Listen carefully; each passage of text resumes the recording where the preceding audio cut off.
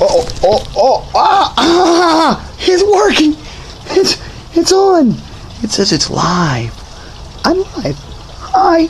Hi, good morning, and hello to all of my friends here on the Facebook. Hello, Facebook. So today's message is: what is the truth? What is facts? And what is perception? Hi, hello, Michal. I have started early today by 1 hour because there were people who were asking me like, yo, dude, I want to watch your thing, but by the time you start, it's like 10 o'clock wherever I am. So can you start an hour early? And I was like, fuck yeah, I can, because I wake up like a badass. All right, so here we go. What is truth? Hi, Meredith. I love you. What is the truth? And what is the facts? And hi, Emmy.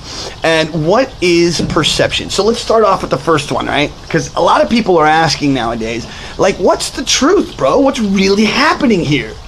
And the answer is, I don't fucking know. I don't know the truth, but I do know some of the facts. Facts. Okay? Now, a fact, you have to think about this, right? A fact can be a truth, but a truth cannot be a fact, right? Because truths are emotionally based things, right? And it's all based on the perceptual value of the thing that I'm looking at. So, and I always like say that truth is your perception plus emotion. That's a truth. But a fact is cold. It's like a razor. It cuts. It is what it is, right? And I don't like saying it is what it is. I like saying it is what you make it. But there are times, good morning, Marvin, but there are times when, yes, you have to look at it for the cold, hard facts of what things are. Now, good morning. The cold, hard facts are these. The world that we used to know, I don't know how old you are, but the world that I used to know, at least, does not exist anymore. And if it does, it's in part based, it's like the things that I know are now considered outliers. They're outside of the norm. What's normal, hi Mark, what's normal, good morning Devante. Devante, I want to just say, I've been loving your Snapchats, man, your little snappy snaps. I've been watching them, and you're a badass, and I love your teeth whitening thing that you did. Please send me a link for that stuff. It was cool. I want to try it. All right, back. The difference between a truth, a fact, and perception. They're all different. I know it sounds crazy, but they are. So, the facts, what I was going to say, what I remember is the past. What I remember from when I was a kid is that it was a really cool, awesome thing that you had this ability to have neighbors that you cared for and you knew, and you used to talk to them. I remember as a kid, okay, this is really crazy, but I remember when I was a kid, my dad would come home from work and he'd be drinking at the end of dinner. We'd all go down, so we'd all walk down the driveway together. I'd be on my bicycle or whatever. And all the kids, I swear to you, all the kids would be running around like crazy. Everybody would be all over the place. And all the dads would be kind of hanging out, and they'd be drinking, and they'd be talking. And what are you doing this weekend, John? Oh, blah, blah, blah, blah, blah. It was bullshit, right? It was such utter bullshit. But there was a camaraderie. There was a thing that brought us all together, and that was the fact that we were always willing to help our neighbor, willing to help each other. And this idea, I mean, listen, I go to the mall, right? Because I've been working with this marketing company for this virtual reality thing that I created. And I go to the mall and I open doors for people. It's just something I do, right? Holy crap. I open doors for people and I get the most crazy faces, right? I either get the, what the hell is this guy doing face, or I get the woman who's like, I can't believe this guy just did that for me. And I think to myself, really? Like something as simple as opening a door? Have we got so involved in our own lives that we stop thinking about everybody else around us? Questions, bro. Questions, that's all they are. Listen, let's ask. The difference between the facts, the difference between truths, and what is perception. What is a truth? What is a fact? So I went through that, right? So a truth is something that's emotionally based. Facts are just cold, hard things. And the perception is your thing. It's how you view it. It has nothing to do with anybody else's thing. And granted, there are things that that are called social contracts, like shaking a hand. If I put my hand out and then you put your hand, I put my hand away. Try it. Just try this today with anybody. You look at their face, they get the weirdest moment because it's called a state break. And that's where, in hypnosis, a state break is when you break a normal state. Sounds pretty even, pretty simple. So a state break is that itself. Like if I go to give somebody a handshake and then they go to come into the handshake and I go, wah, and then they're like, whoa, what just happened, bro? I was supposed to shake your hand. Now that comes from a thing called a social contract. And social contracts are something that we all do. And we all know them because they're socially defined. I like to also call this, on an ethereal level, what is called social consciousness. So they say, for instance, that mathematics and the radio were created at the same time, obviously two different periods of time in life, but that they were created at the same time. They say that some of the hand drawings that are placed on the walls in different places on the earth are the exact same types. Like in other words, there's a caribou. There's a caribou, like they're showing communication is a huge problem. Yes, communication is a massive problem, Sarah. I agree, and I'm sorry. But that's what this is about. I'm trying to do this as a way of creating a form of communication. I figured that if I do this, even if just 1, 2, 3 people, and the thing that's great is this number right here, ding, ding, ding, it's growing. And I'm super amazed at it. I'm amazed that that this number is growing. And I was saying this the other day, and then my phone cut off because I didn't charge it correctly. But I said, I always wanted to be a YouTube guy. I always wanted to have this big YouTube channel. And at one point, I had like 30,000 subscribers. I was doing really good, and I explained how I totally screwed it up, and I blamed Africans, and it was wrong, and I caught myself lying. And I told you the truth. The truth was I screwed it up. I self-sabotaged myself many years ago. And I lost my channel, and I can't get it back, and I don't remember the questions to get my channel back, and so I had to start up a whole new channel, and it pushed me back at least 5, 6, 7 years. At least that's what I feel. But then again, there's people out there that you listen. The only thing that holds you back is yourself. So don't ever allow me to tell nothing outside of yourself stops. Nothing outside of you stops you. The biggest, hardest thing that you're ever going to deal with is yourself. And if you can learn to deal with yourself, learn to deal with your issues, learn to deal with your problems, then you can actually start to do something amazing. Look at me. I've got tons of crazy problems and issues and things, but I still create. I still do. You know what I'm saying? And I still communicate. And thank you, David. I'm not trying to preach, bro. I'm just trying to love. But I guess preaching is a form of love. But you know what I'm saying, right? So today's whole thing is really separating all of the different forms of what I'm talking about, whether it's a truth, whether it's a fact, or whether it's the perception that you live upon. Now, a friend of mine, real smart guy, he says to me, everybody's really kind of racist on some level. And I'm like, I love you, David. He says, everybody's kind of racist. And I'm like, how could you say that? No, I'm not racist. He's like, oh, you're fucking racist. I'm not fucking racist, bro. He's like, I bet you money you're racist. I'm like, all right. He goes, look, I'll prove it to you. He goes, I'll prove it to you. Have you ever heard the vitriol that comes out of some of the Christians in this world? Please don't get angry, Christians. Don't get angry. I'm just trying to make a point. And they'll be like, fuck the Muslims. Kill all the ISIS bastards. You sons of bitches. They do this shit. I've heard them. And I'm like, yeah, they do that. They go, have you ever seen this video? And he shows me a video on YouTube of some ISIS members. And there's I'm sorry, it's fucked up, but it's true. Then there's like the caption on the bottom, and it's like, fuck America. Fuck all those fucking Christians. We want them all fucking dead. I'm like, oh. We're racist. And it's just the truth. It's just the truth. Until you have compassion and a directed form of love towards every single person that you meet, no matter how crazy they are, you're a racist. I know, it sucks, right? It sucks because you're not born a racist. You're not born a bigot. You're not. You're taught bigotry. You're taught hatred. And I know you may not believe that, but guess what, kid? It's true. It's true. I just posted a video. This lady, she was talking about it. She's like, listen, who do you know that comes out of a mother's vagina with a knife, like ready to fucking kill people? Nobody, bro. No one. Not one. So, you gotta learn it. You gotta learn anger. You gotta learn hatred. You gotta learn being better than. You gotta learn that. That's not something that you're born with. You're not better than anybody. You're born, bro, into this world. Hi, Tara. Good morning. This is the thing. So we're gonna start. Perception is your own. Just like the 4 agreements, right? Miguel Ruiz, please read the book. I've gone through them before, but I'll go through them again. First, use the direction of your word in the direction of light. Never speak badly about yourself or about others. Bing. Number 2. Hi, Nolan. I love you, Nolan. Number 2. Don't make assumptions. Always take time to ask for what you really want to know. Number 3. Number 3 is I'm forgetting the 4 agreements. It's horrible.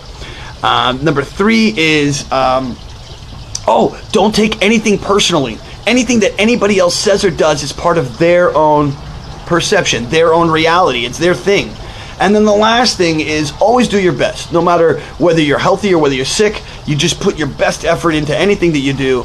And in the long run, things you push away self-regret, self-abuse, and denying the things, could I, woulda, shoulda, but all of that goes away as soon as you put all your effort into something. Because then when you look back at it, you go, well, fuck, I gave it all I could. There's nothing more I could have done. I was sweating. I was on the floor, passing out. I couldn't breathe. Whatever. I gave it my best, right? And okay, so you fail at life. Someone that another same friend. Fucking man, I love you, Jeff Rance. If you don't know who he is, Jeff Rance is a good friend of mine. I've known him since 12 or 13, and the guy's just smart, man. He's just a good kid, and he has a great heart. And it's funny because he looks at me, and he's just a great conversation we had the other day. He goes, "Look, man, I'm jealous of you," and I'm like, "Huh? Jealous of me?" And he's like, "Yeah, bro. Look, I had a kid when I was 17 years old. I had another kid 2 years later."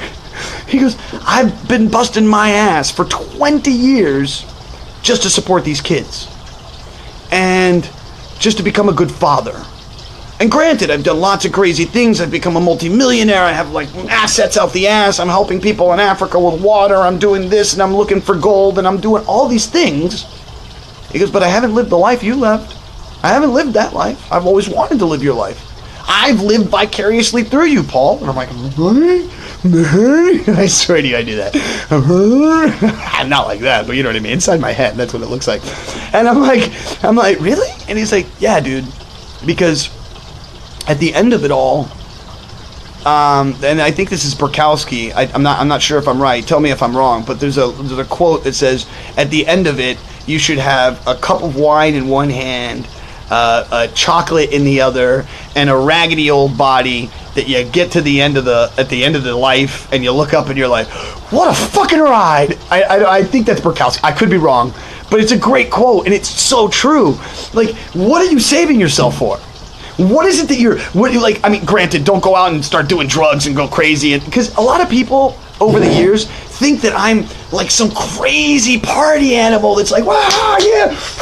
I'm not. I'm the guy, believe it or not, I'm the guy at the party who's in the corner by himself. I know, it doesn't sound right, but it's true. Unless you have said to me at that party, "Hey, Paul, we want you to do some magic," I'll be in the corner, sitting by myself, and I'll probably either be on my phone, or I'll be writing something, or I'll make some pictures, but I'm by myself because I'm very, very awkward when it comes to actually hanging out with people.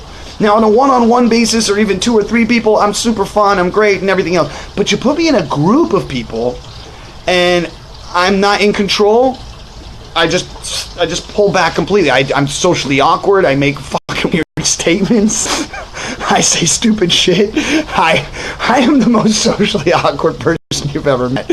And you would think that I'm not because I'm on stage, or because I do all these things where I'm constantly doing magic. But yeah, I really am.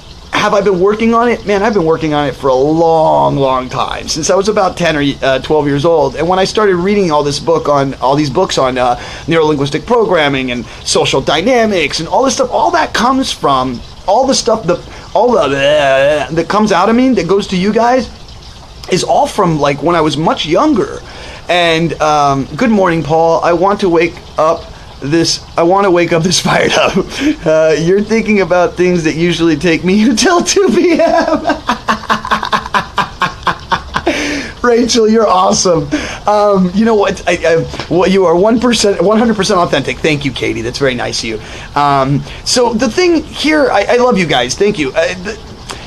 This energy, I've had it since I was a kid. I wake up like this. I literally wake up and I'm like, bang, bang, bang, bang, bang. It doesn't, there's no 0 to 100. I'm like, it is 0 to 100. It's not like this, tick, tick, tick, tick, tick, tick. Sometimes, don't get me wrong, sometimes.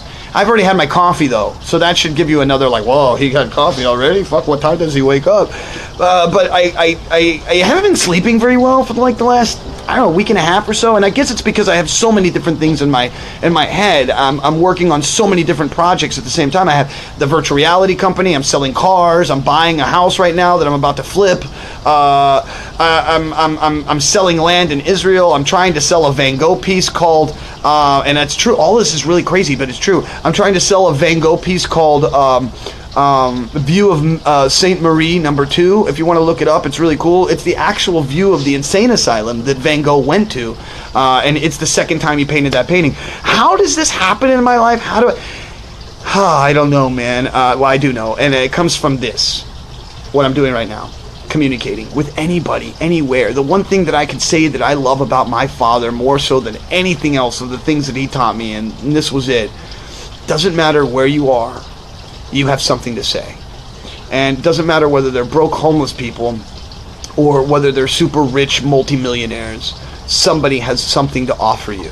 And this is where I come up with that line where I say that God is constantly talking to you and your friends, talking to you while people walking by. And I love it when it happens like that. I think that those are like the real cool, intrinsic, beautiful, little artsy moments of God, if you want to call God that or that which is, or whatever you want to call it. But I feel that there's like this ethereal thing that, like, for instance, like, you're walking down the street and you're really depressed about something. I don't know, it doesn't matter what it is, right? But you're really depressed. You're like, oh, fuck life, blah, blah, blah. And as you're walking down the street, there's other two people and they're walking by, and you can kind of hear the conversation as they come up to you, and then all of a sudden they say something as they're walking right by you, and you're like, oh, yeah, you know what? Life isn't so shitty. Yeah, I'm going to go out and be a really good, happy person. And all of a sudden your day just changes because it's the right person at the right time, just saying the right thing. And that in itself is a form of magic. If you don't think that that's magic, I'm sorry, we're broken. Because that's the real magic. That's the intrinsic thing that makes life awesome, is the fact that there's these little tiny moments, these little things that bring us up a level instead of down. And I think that that's what I'm trying to do here. I'm trying to bring us up a moment. Just a moment, just one little moment is all that it matters, man. You know, they say to me, a friend of mine, he says to me, you know, hey man, I'm really worried about the end game, like afterlife. Are you worried about that? I said, no, not anymore. I used to be worried about it, but I'm way covered as far as I'm concerned. Now, I could get up to heaven, they can be like, dude, you fucked up. But as far as I'm concerned, inside of my heart of hearts, I know that I've done a lot of really cool things for a lot of different people. And I've tried, I've done my effort, I've done everything that I can. I don't have much to give, okay? I don't have much to give, but what I do have is my heart and soul. What I do have is all of my thoughts and processes. And many times when I'm on the street, for instance, I've had people who are street performers. Like, I have a friend of mine who's in New York right now. He's making like $400 or $500 a day.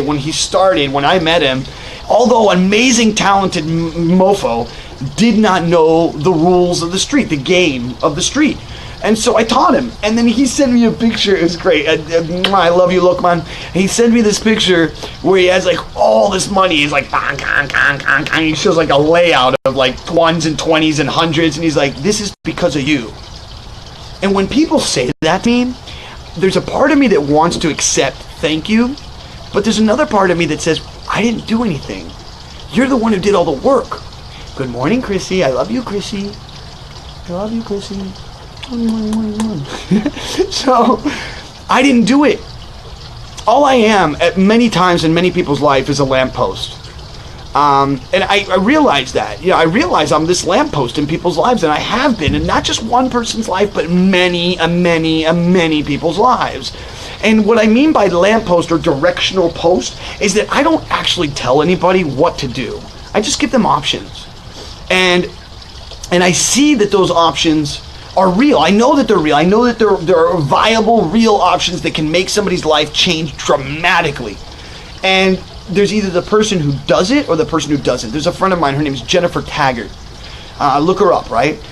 So for years, I remember this girl as being very kind of tight, and she had a very weird childhood where it was very religious, and they were like indoctrinating her in the dogma of her religion. I don't remember which one it was, but it was very hardcore, and she was very meek and very. And so I said to her, I go fucking live. Do it like I do it. If you don't know how, I'll teach you. It's really simple. Grab a backpack and grab a tent and go live. And I know it's crazy, but she has no kids. She has a job that she can travel around with. She takes care of children, so she has a job where she can go to anywhere pretty much and just immediately get the work. You look hot, Paul, like as in hot, as in good looking, or hot like I'm sweating and I look like I'm about to pass out? Because if you're calling me hot, Chrissy, what you're saying is I may have a chance. Ding. Anyways, okay, so hi Jeremy, I love you, Jeremy. How you doing, bro? Yes, long time no see, man. So back to my story. I don't know what that yes was, but I'll take it. You might make me drive all the way to Louisiana for these statements, woman. So please be careful. It's been like at least 4 or 5 months since I've had any nookie, and I might just chase you down. Okay, I'm just kidding. Anyways, so hi Joshua, I love you, Joshua. We're supposed to hang out, man. Call me soon. So I forgot where I was in the story now. The point is that I forgot where I was in the story. Anybody remember? Because I really want to finish that story. I damn it, I hate it when I do that. And my mind is so like, I have like 100 million thoughts in my head and I can never actually finish one. Have you noticed that? And if I do, it's like 3 stories later I jump back and I go, oh, by the way. There's either a genius going on in there or there's just simple crazy. It's one or the other. I can't really figure it out yet. But that's right. I was saying I've changed people's lives. And there's this girl, she had issues. Her name was Jennifer Taggart. Yeah, I got it. And so she just posted a video the other day. I think it was yesterday, before. And I like to watch people, first off. And I notice when people have, you were talking about real viable options, yes. And yeah, thank you. And so, she I like to watch people, and she used to have a lot of idiosyncratic kind of facial mannerisms. You could tell when she was thinking. You could tell what was going on some level. Not like know the entire thought, but if you watch people enough, you'll know what I'm talking about. You'll see when somebody, for instance, one of my big things I like to do is ask people for their phone. So, can I see your phone? And notice I say, can I see your phone? I didn't say, can I have your phone? Can I take your phone? And people who know me know that I do this a lot. And I do this for a reason. I try to find out whether you're intellectual or emotional. And what does that mean? Let me give it to you. The intellectual is somebody at birth and or through their entire life. When somebody said no, it meant no. And when somebody said yes, it meant yes. I.e. your mother, father, nature, nurture, right? And I guess that would be part of both. But either way.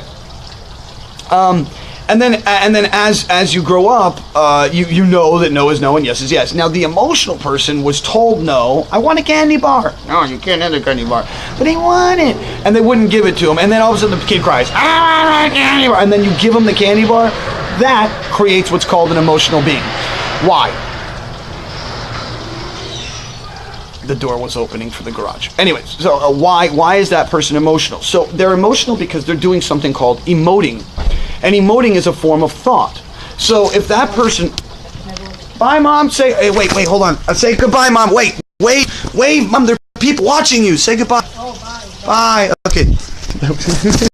Yeah, whatever. That's my mom. All right, so that's what's called emoting. Emoting is a form of thought process. Now, there's only 2 things that you can do in life. You can either think or you can either do. right? So before you hit the nail, you think about hitting the nail, but when you're actually doing the action, you're not thinking anymore. And it's a proven technique. If you want to try this out, you can do it with me right here over the phone. Take your right leg, pick it up off the ground, and start making a clockwise motion. It looks something like this. I'll show it to you. Make a clockwise motion with your foot, right? Can you see that? I don't know if you can see that. So if you make a clockwise motion with your foot, and then take your right hand and hold it up in the air and try to make a number 6, and watch what happens to your foot. What happens is that you start, because your brain can't do two things at the same time. Now, on the other hand, can you create muscle memory for that to happen? 100%, yes. You can then do this thing, and then you can do a 6, but it's really hard, and you have to practice it. So circle, circle, circle, 6. I did it, yay. Why? Because I've practiced it to prove to people that you can do it. But that's not the point. The point is that you can either think or do. So if you're thinking, my mom wants me to move a car. My car's in the way. I forgot. Hold on. I'm gonna open the door to the car. We're gonna move the car together. Okay, hold on. Adventures with Paul. Okay, hold on. All right, we're in the car. Hi, car. Hold on. Starting the car. Okay, good. Car has started. Individually, right? To form the defenders. I'm always excited about that. I didn't know you were a Marvel head like that. Every Marvel movie, everything has to do with Marvel comes out. We made it. Makes us all cool. Okay. All right. Hold on.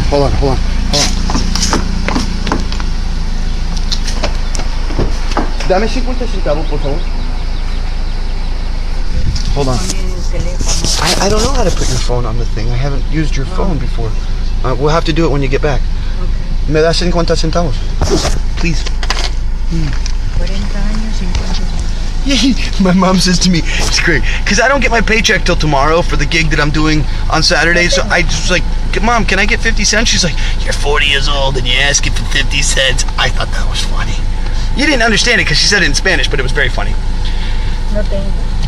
¿Un dólar entonces? Good God. Making it so hard for 50 cents. You would give $1 to a homeless guy? You're no homo. She's like, you're not homeless. But she didn't say, mind you, she didn't say homeless, she said homo. She goes, you're not homo. I love my mom. All right, so let's get back to this whole thing. I'm gonna move this over here because it's getting so bright now, and we can sit here and we can look at the pond together. I love this pond, man. I love this pond. Look at this pond. Can you see it? Wait, hold on. Where is it? Oh wait, there it is.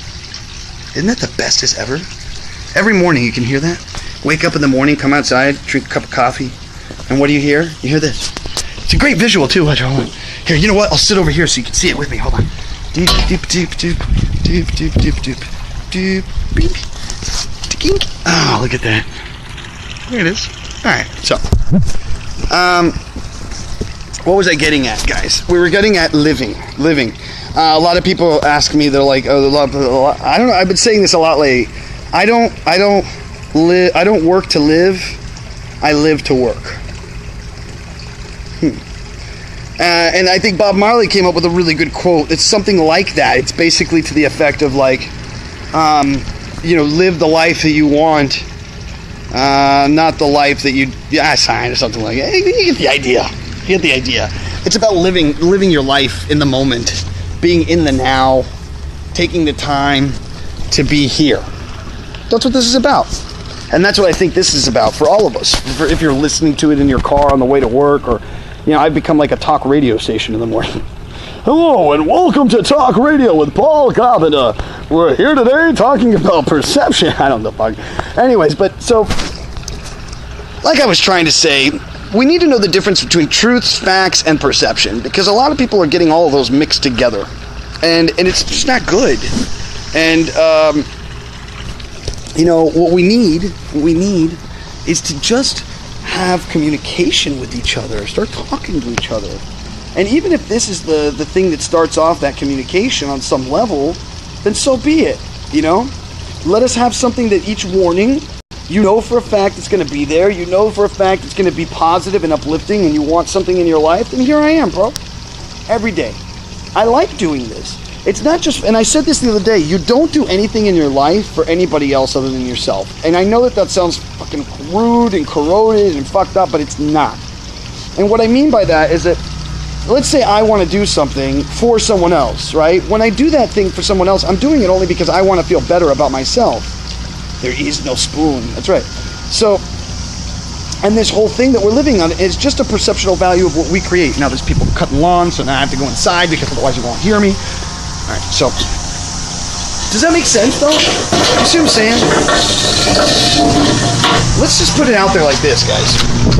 What we're living in, it's not real. I know it seems real. I know you want it to be real. And I know that for however long you've been here, it feels real.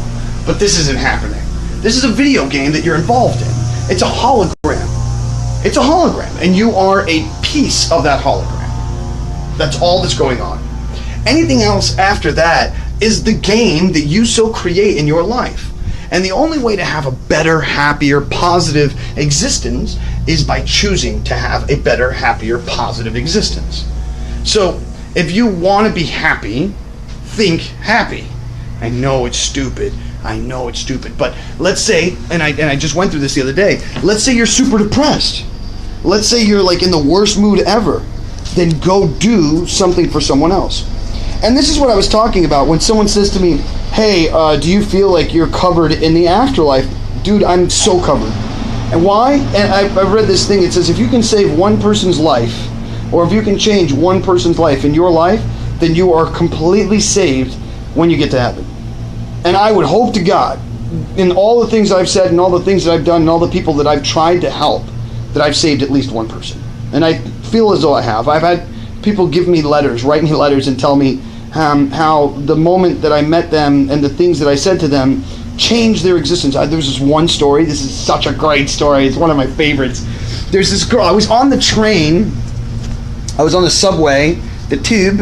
I was in the tube in London.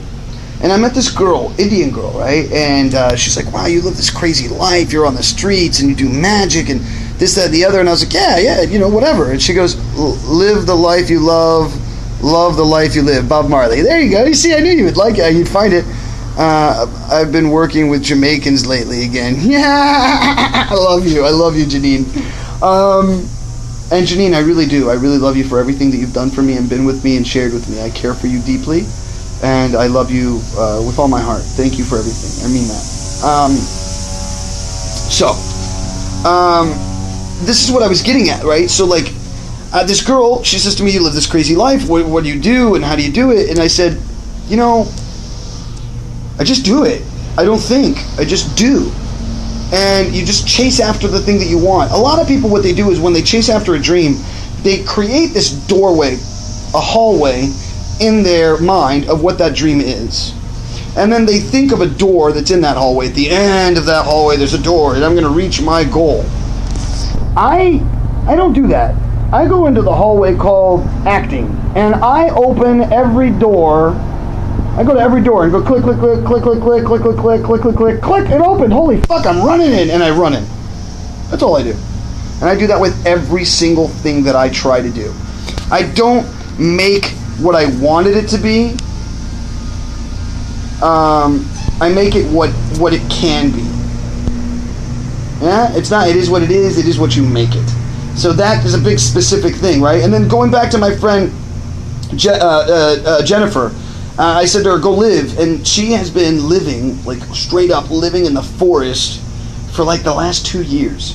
And I just saw a video of her, and all of her little idiosyncratic moments of thoughts, the emotions, were gone. And I wrote to her, I was like, holy fuck, your energy looks amazing, you look great, and your I think I call them break moments, are gone. They were gone. And it was so awesome to see that. I have so many stories of people who have said to me that at one point or another, because of what I said to them or because of something that I did for them, that they are now different people. And I say to them, I didn't do anything. I didn't make the choice to leave. I didn't make the choice to go and be something that I wasn't. You did. I made those choices a long time ago. I mean, I made them when I was 10, 12, 13, 14 years old. I mean, I did acid for the first time when I was 14. I didn't mean to. Fuck, my friend comes over and he gives me some acid. He's like, this is acid. I'm like, what's acid? The only time I'd ever heard of acid before was when Dare came to school and they showed me a little box and they opened it up and it was all colorful candy looking toys and stuff. And I was like, I want some of those. Listen, man, they're saying Dare not to do drugs.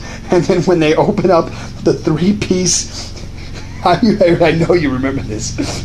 They open it up, they're like, this is ecstasy, and this is acid, and this is marijuana. And you're like, well, now I know what it looks like. Fuck, I want to go get some. I swear to you, that's what happened. Hi, Jason. So I didn't know what acid was. I'd never touched acid. And so my friend comes over with a little piece of paper. He goes, hey, you put it in your tongue, we're going to trip. He leaves me, by the way, in my room. He left me in my room by myself. And for like 5 hours, the only thing I said to myself was, don't worry, Paul, it's going to end.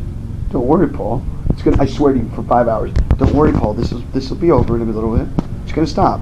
Maybe tomorrow when you wake up, you won't be tripping anymore.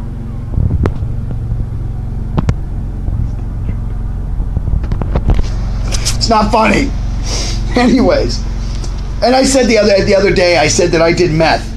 Listen, I am not a meth head. I am not a drug addict. I am a casual, indulgent type individual upon things that expand my mind. But I'm not a heroin addict. I'm not a meth addict. I call myself a pothead.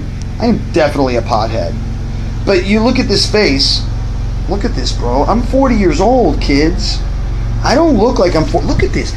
Listen, I don't know how many people who are 40 who don't work out. I don't work out. I don't eat the best food. But look at this. Seriously, okay, I'm not trying to show off, but I'm a skinny fuck, bro. I've got like the things and that's not bad for 40. I know people who are 40 who are just falling apart at the seams. And I'm not trying to show off. I'm not trying to say, oh, I'm fucking so strong. I'm not. I'm a skinny fuck.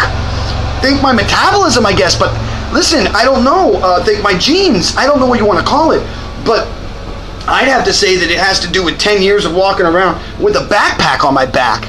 And that's like 60, 50 pounds and walking around all day. I went to the hospital and this is right when I had my hernia surgery. Here, I'll show you that surgery right there. All right, so I had hernia surgery and I'm in the hospital and the lady looks at me and goes, are you on drugs? I'm like, no, why? And she goes, because your resting heart rate is something like that of like 40 something beats a minute. And I was like, what? That's like fucking horrible. She's like, you either A, or a marathon runner, which I'm not, or you're on drugs. I'm like, okay, well, I'm not a marathon runner, but I do travel around the world with a backpack on. She goes, oh, that's it.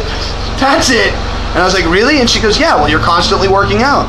Whether you want to or not, your body is having to deal with this extra pressure, this extra weight, and so you're constantly working out. Hi, Donna. Donna, I love you. I still love you. Even after all this time, I love you, my dear. You are a beautiful, gorgeous woman. I'm so proud of your sobriety. I'm proud of you as a woman. I thank you for the time that we shared. I was only 19, woman. I was only 19. and I look back, I think of myself, because I hang out with some young women in my life. They're like 20, 21, 22 years old, and I'm 20 years older than these women at times, and I'm dating them. And I think to myself, God, what a piece of weirdo I am. But then I think about it, I'm like, I'm really not that weird, so it's actually okay.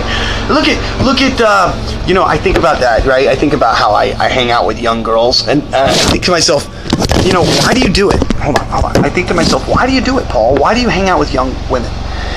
So I think I hang out with younger women because they're less broken. They haven't been broken yet. I know that sounds fucked up. Please don't take that the wrong way, older women who are not broken.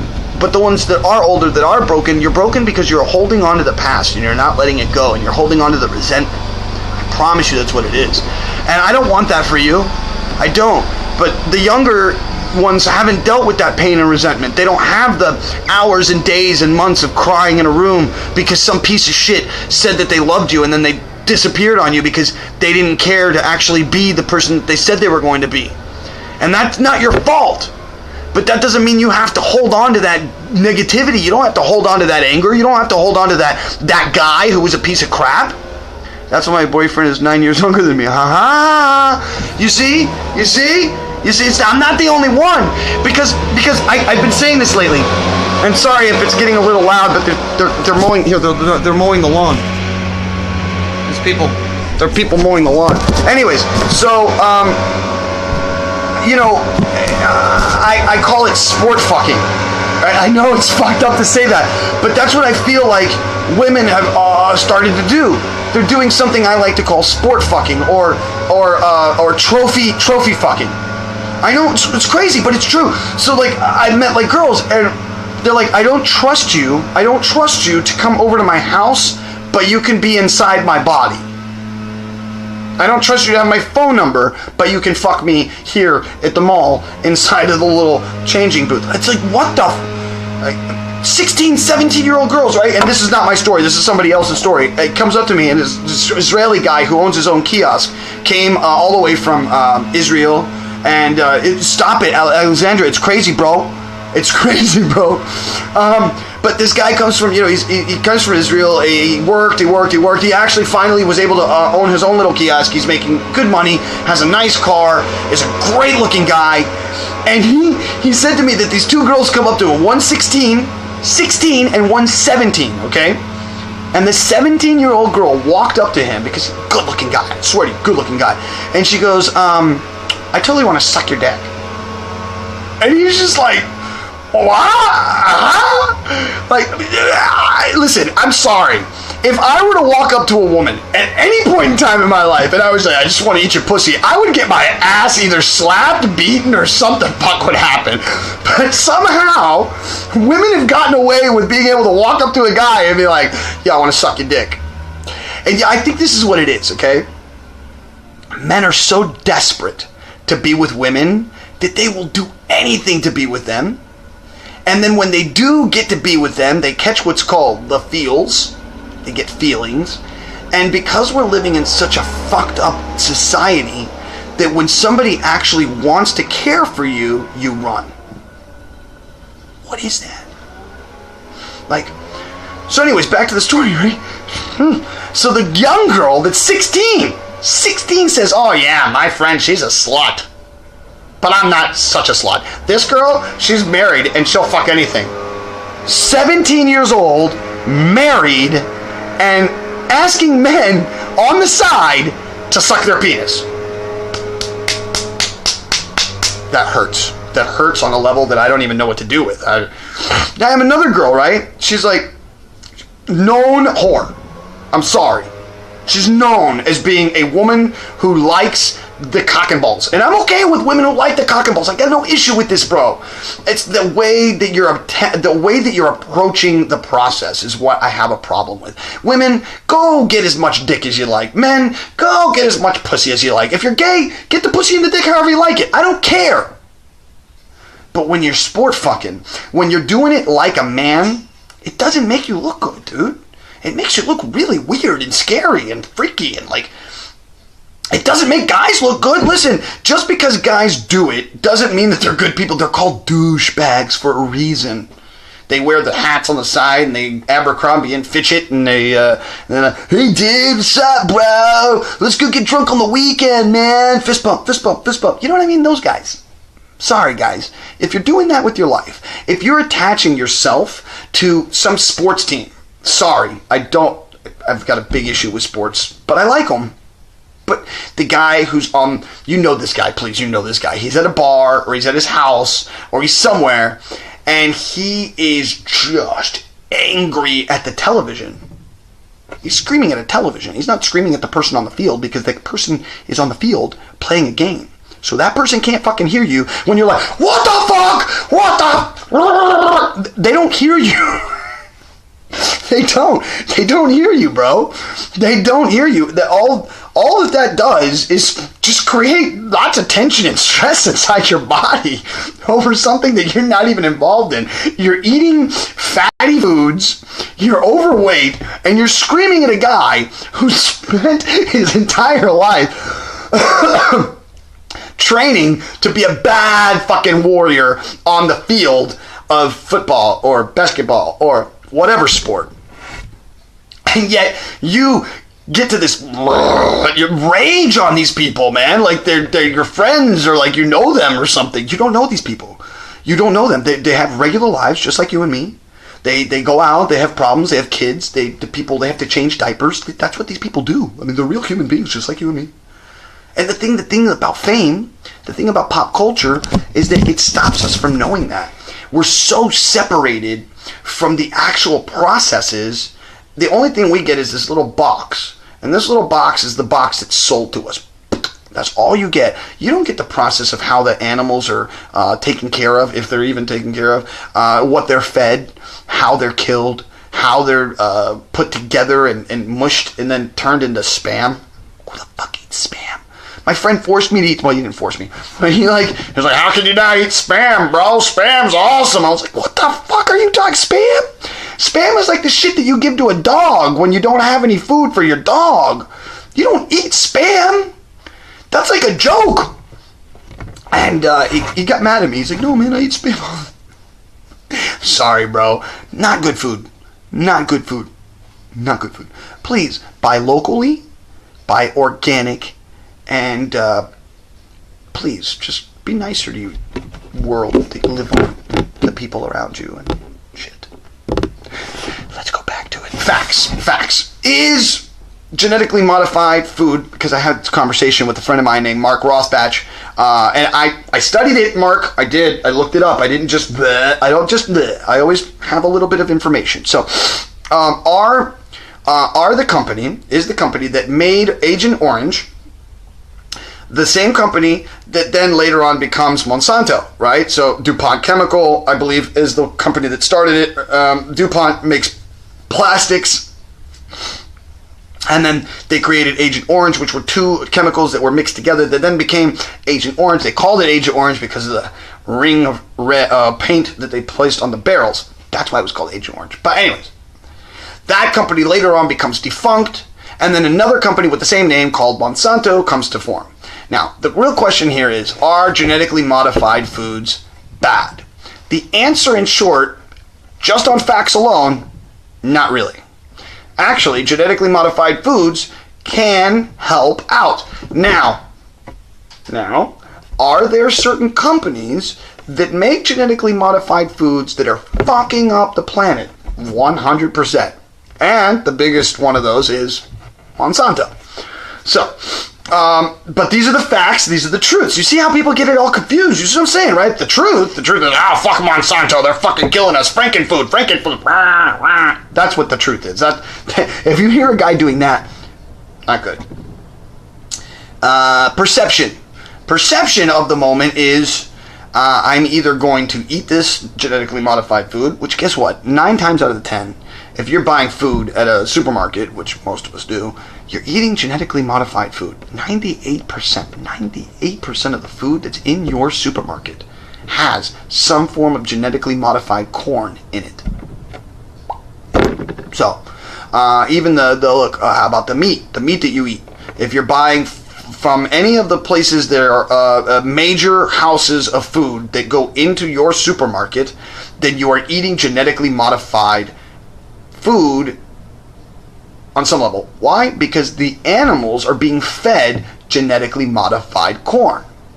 The fish, tilapia, is being taught to eat genetically modified corn. The chickens, pigs, any animal that you can think of, we give them corn. Okay? So you're eating it. It's coming, it's through the process that you don't see when you get it at home. Bing! That stuff, you don't know. You also don't know what happens after you're done with it, right? It's the way it works. Planned and perceived obsolescence is exactly how that works. Planned obsolescence means that it's planned to break down. Your phone's going to suck in 6 months. You're going to need one. Perceived obsolescence is, are you wearing today's cool outfit? Are you wearing today's cool trend? And if you're not, then you're perceived as somebody who buys things that are old and that you're not cool. And so that's that whole process. So